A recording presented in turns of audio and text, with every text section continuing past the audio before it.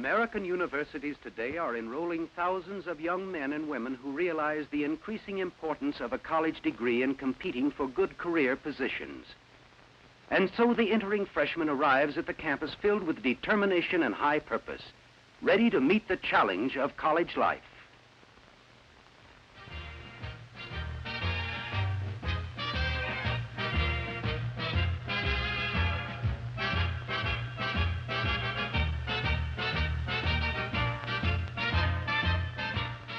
The beginning of an academic career also marks the beginning of adulthood for the new student.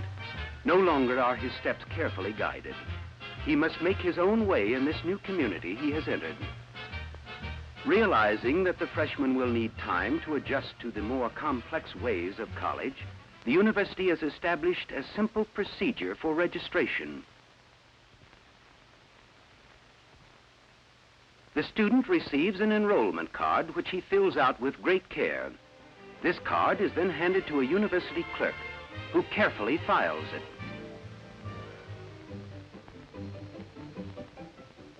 After the payment of a moderate tuition fee, the validation of receipts, and the completion of various other administrative details, skilled photographers pose the student carefully for his identification photo.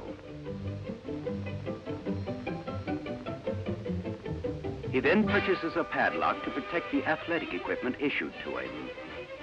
He is also given literature explaining the traditions and operational procedures of the university. He finds that registration is, in a sense, a preview of what he may expect in the 4 years that will follow. Many campus organizations choose this first day as the time to meet, become acquainted with, and carefully screen prospective members.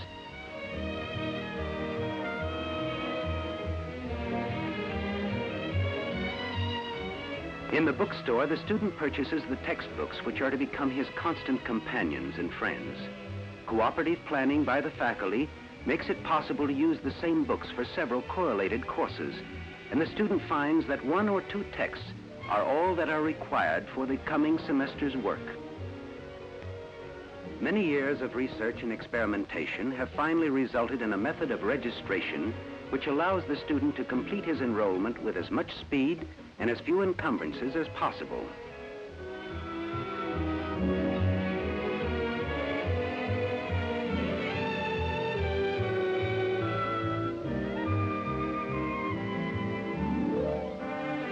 The university is well aware of the fact that unless consideration for the student is maintained at every point, his first day may become a trying one.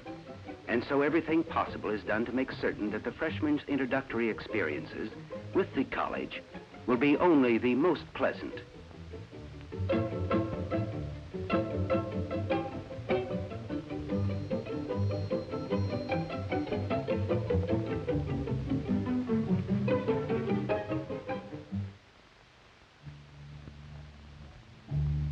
A modern age presents many and varied problems to the university, one of which is the student's automobile and what to do with it.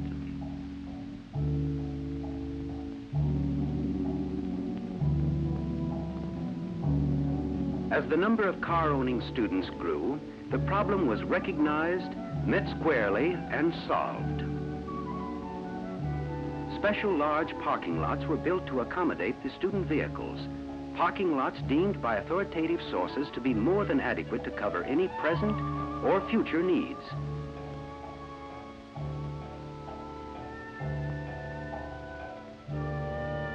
It therefore becomes a question of obtaining the most convenient spot, and still another proof of the fact that for the alert and quick-thinking student, there will always be room.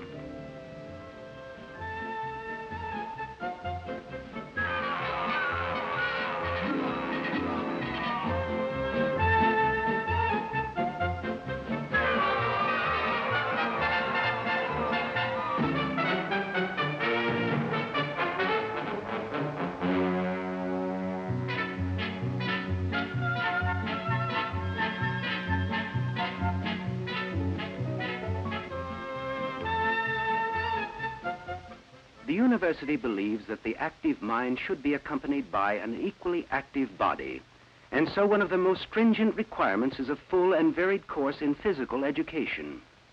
It is here that the student is given an opportunity to learn sportsmanship, teamwork, and fair play as he enters into healthy competition with his fellow classmates. And in addition, he is taught body mechanics, cleanliness, posture, and hygiene, all of which will be of great value to him long after he has graduated from the university.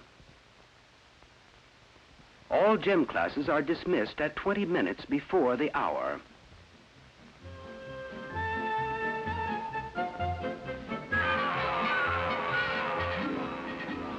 This allows the student sufficient time to remove his gym clothes, shower, dress, collect his belongings, and go to his next class without having to rush.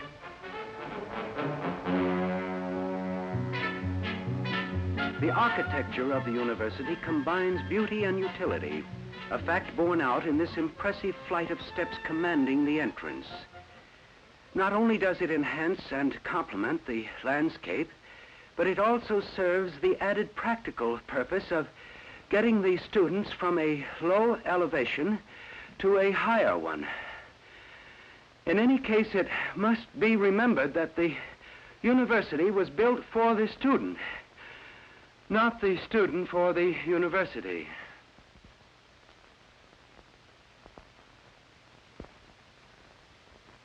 The buildings themselves, though constructed of cold brick and steel, have been designed to convey warmth and welcome to the student.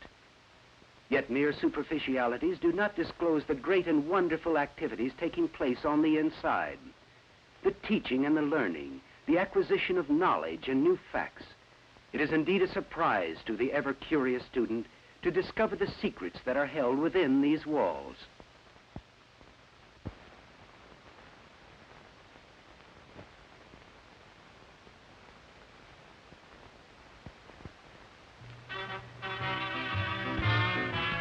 During his second year, the student finds he is beginning to adjust to campus habits and customs. And there's an air of sureness about him as he converses with his classmates and friends.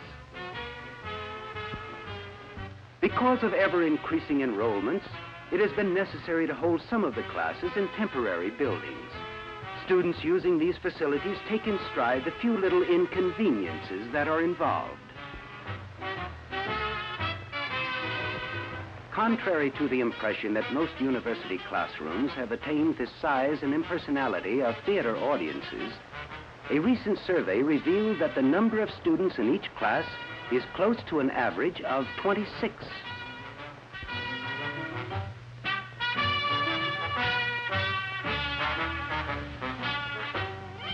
It has also been said of the larger colleges that students soon lose their personal identity and become mere seat numbers in the minds of the instructors.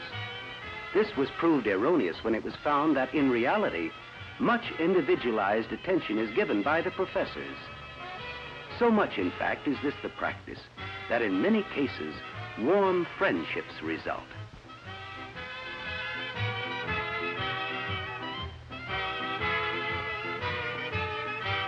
Heading the university's reading habit is the daily newspaper. Each weekday morning it is placed in conveniently located boxes, and the student has only to come by and pick one up.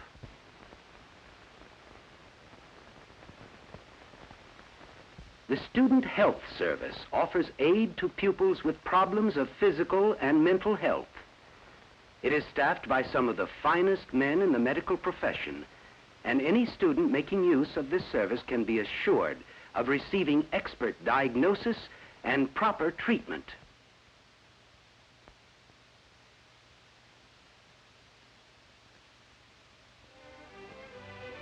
Counseling is one of the most important services offered by the university. Before each semester, the student is interviewed by a professor who is trained in understanding academic problems. In helping him select the most beneficial courses, the interviewer listens patiently, considers carefully, and advises accordingly.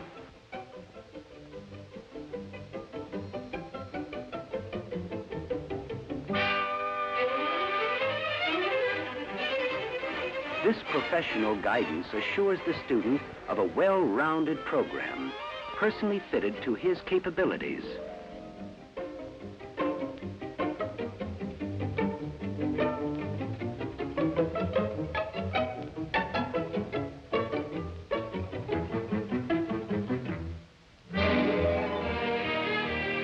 Counseling provides the student with a program of courses which not only fulfill academic requirements, but also broaden his interest along other lines.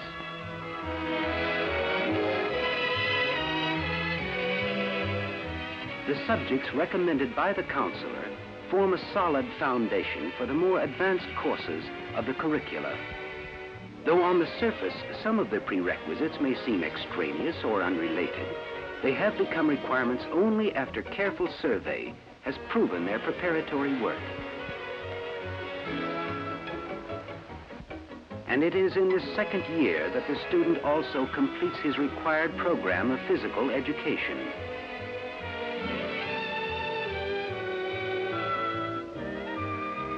After 4 semesters of supervised athletic training, he is better developed physically and has become skilled in many sports as well.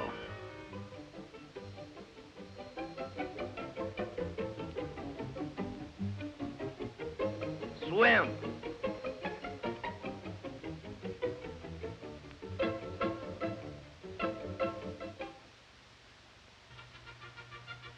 By his 3rd year, the student's transition to a collegiate way of living and thinking has been practically completed. He has learned to take advantage of the many convenient accommodations which the university provides for him. Upon the completion of his courses, or when he no longer has need for them, the student brings his textbooks back to the bookstore, where they will later be resold to other students at a substantial discount. In buying these used books, the store is able to pay, because of their large volume, a high percentage of the original purchase price.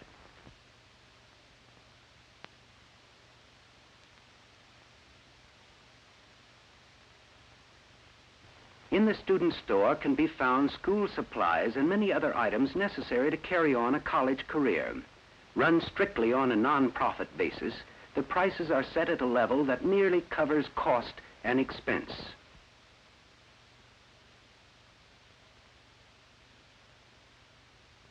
In a large university, many students depend upon the school to provide them with a place to eat. On the campus are facilities equal to the best cafeterias in the country, and manned by large crews of trained personnel.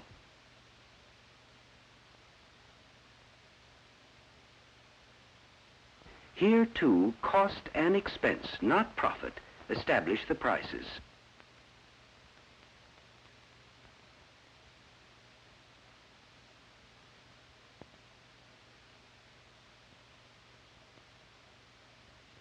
The high quality of the food is maintained by a staff of dietitians who plan a variety of tasty as well as nutritious meals.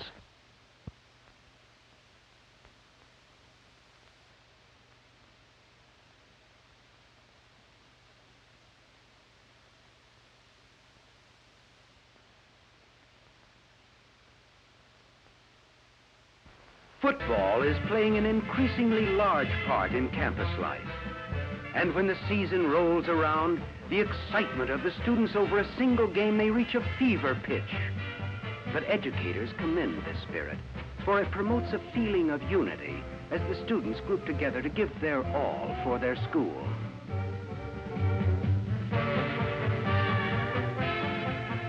Then, quite as suddenly as it comes, football season is over, and the students find new interests and more time to catch up on studies they may have been neglecting.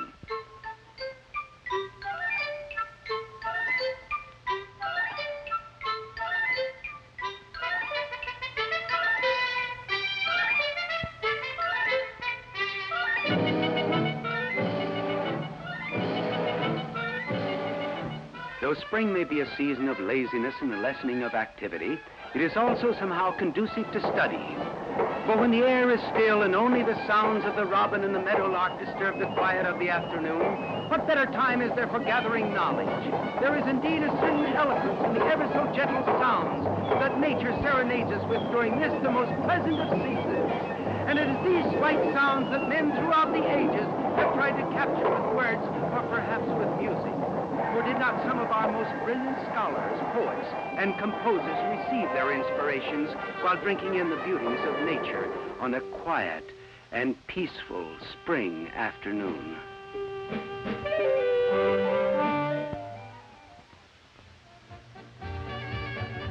By his 4th year, the student's educational development has been completed. He now moves in the higher collegiate circles and may even know the student body president well enough to exchange warm greetings.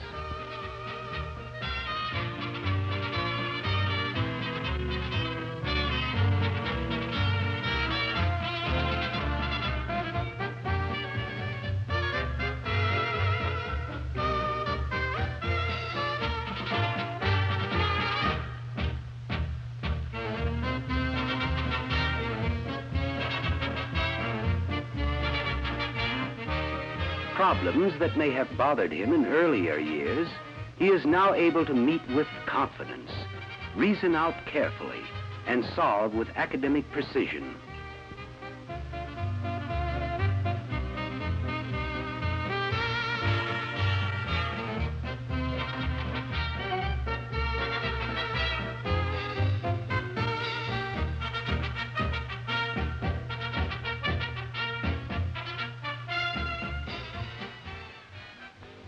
After much trial and error experience, he develops his own method of taking notes in classes. His study habits are now improved to the point where he can schedule his time to make full use of every minute. With complete impartiality, he devotes an equal amount of time to each subject.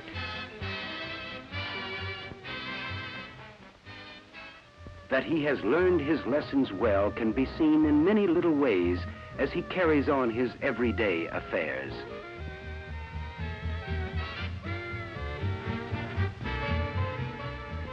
In his now mature mind are etched the hard lessons of 4 years of college life, and he no longer needs to be reminded of his scholastic responsibilities.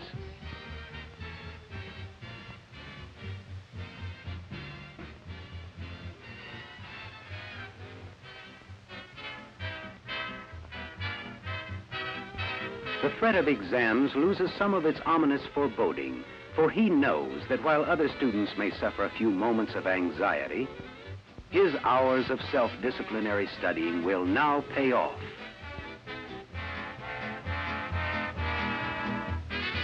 And so when the final test comes, it is a well-prepared and confident student that eagerly accepts the professor's challenge, knowing in his heart that he is able to meet it and meet it well.